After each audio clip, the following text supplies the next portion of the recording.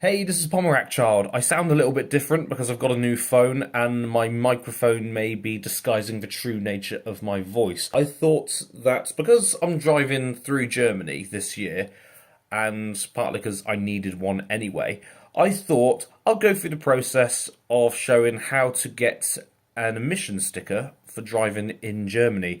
It's also called a Feinstaubplakett or an Umweltplakett. Those terms are used interchangeably. Feinstaubplakett translates to fine dust sticker, and Umweltplakett translates to environment sticker. And they're used for driving in Germany with the same concept in mind as a French Critère sticker, but slightly different, and we'll explain how. So, where are they required? Well, they're needed for entering and or driving around certain German towns and cities. Unlike the Critère stickers for France, they're enforced 24 hours a day. So if you were to go into a French city, the sign on the way in would say you can only enter this city if you're Critère 2 or better between the hours of 8 a.m. and 8 p.m. And after 8 p.m., then anyone can come in. Doesn't work like that in Germany. You have to be of a certain standard for the whole time. So 24/7, you need to be in a compliant vehicle. There are currently 4 cities at the moment that have a ban on polluting diesels, and in fact, most diesel vehicles have been banned from these cities. They are Berlin, Darmstadt, Hamburg, and Stuttgart. And I was really surprised to see Stuttgart on the list, considering their motoring heritage. You can't enter an emission zone in general if you have an older polluting vehicle. But you most certainly can't enter the diesel free zones if you are an older vehicle. Not only if it may even qualify for a best sticker, and I'll go through the stickers in a moment, but if it's an older polluting diesel, you definitely won't be allowed in these cities. But check the city governments before you're entering anyway, just in case they might have changed the rules a little bit. Here is a map of the German towns and cities that have emission zones in force. So you'll notice that most of them are in the Ruhr Valley, North Rhine-Westphalia, and in Baden-Württemberg states. Note that the 2 yellow zones of Neu-Ulm and Augsburg are the only ones to allow yellow stickered vehicles in their cities, and Augsburg is no longer a yellow stickered city. It was upgraded to a green not long after this map was published. So, what are the categories of stickers you can get? Well, you can get 3 stickers, red, yellow, and green, and they come with their respective numbers, 2, 3, and 4, and they play a crucial clue as to what the compliance asks for. So, for example, the red 2 sticker is given to Euro 2 compliant diesel vehicles. That's usually the old diesels. Anything that's generally made before the year 2000 would qualify for this sticker.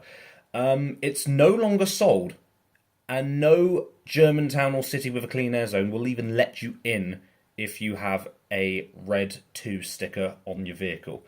The next one is the yellow 3 sticker, and that's for Euro 3 compliant diesel vehicles. Anything made after 2000, but generally before 2006, will most likely qualify for a yellow 3 sticker.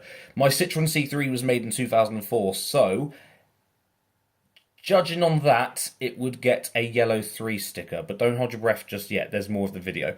And finally, the green sticker is actually given to most vehicles, and I think this is a little bit unfair, considering that the French have more categories and the French have got a more categorized system.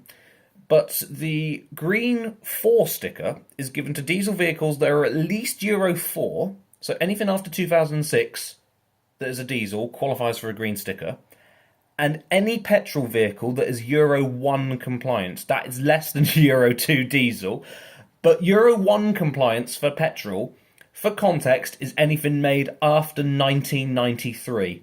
So unless you have a vehicle that is pre-1993, you are not going to be able to drive into a clean air zone of Germany. However, there are exceptions to this, as there is to everything. Exceptions include 2-wheeled vehicles, so all motorbikes and scooters don't need a sticker at all. So if you're an owner of a 2-stroke, you can chug away in Berlin as much as you like. Old timers, yep, that's the actual name, don't need a sticker. So if there's a car that's 30 years or older, you don't need a clean air sticker, which it just begs the question. I mean, if you own a petrol car from 1993, and, you know, if it doesn't reach Euro 1, for example, or even for 1994 for that matter, because it's 2024 now, if you didn't qualify for a badge before, you could drive into a clean air zone now if you really wanted to. So, you know, there's that. It is a little bit weird, but there we go. Electric vehicles and alternative fuels that reach Euro 1 as a minimum qualify for a green sticker. And when I say alternative fuels, I mean LPG, gas, and that sort of thing. So hydrogen vehicles as well. They'll get a green sticker. So green stickers are very inclusive. It could be a new diesel, it could be the minimum standard for petrol, it could be electric, it could be anything. That's why I prefer the French system.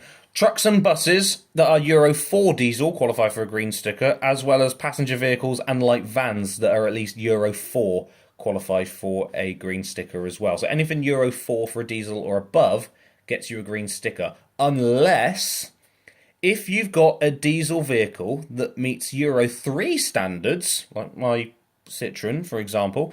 If it's at least Euro 3, provided it has a DPF, you get a green sticker. So, if you have a vehicle that is at least Euro 3, so anything made after 2000 will most likely be allowed in a clean air zone in Germany, provided it meets Euro 3 emission standards and it has a diesel particulate filter. So, if you've got a DPF, there is a good chance you will be allowed in the clean air zones.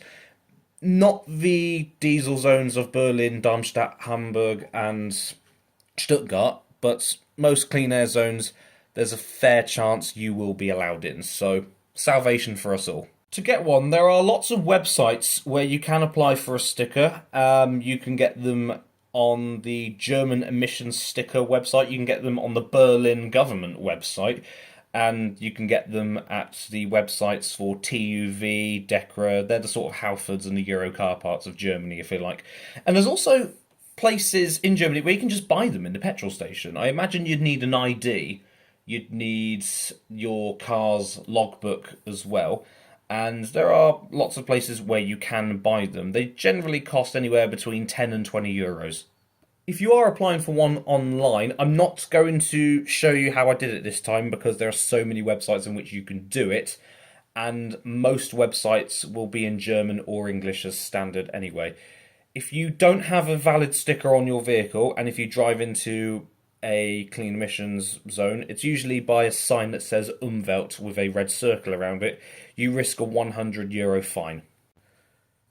So a few days ago, my badge arrived from Germany. I was very surprised to find out I got a green badge, but I realised that the middle of the badge had a different string of characters that was what my number plate was meant to be. So I took to the internet feeling a bit confused whether or not if it was okay because it was a reference number or if the middle bit was meant to match my number plate. Anyway, the middle part of this sticker is meant to match your number plate, and some of the stickers you can buy will actually give you that piece intentionally blank so you can write your registration number in yourself. I didn't notice at the time, so I'm still waiting for my new badge now, and it goes in the bottom right or top right of the part of your windscreen, and as soon as you've done that, you're good to go. And as always, thanks for watching.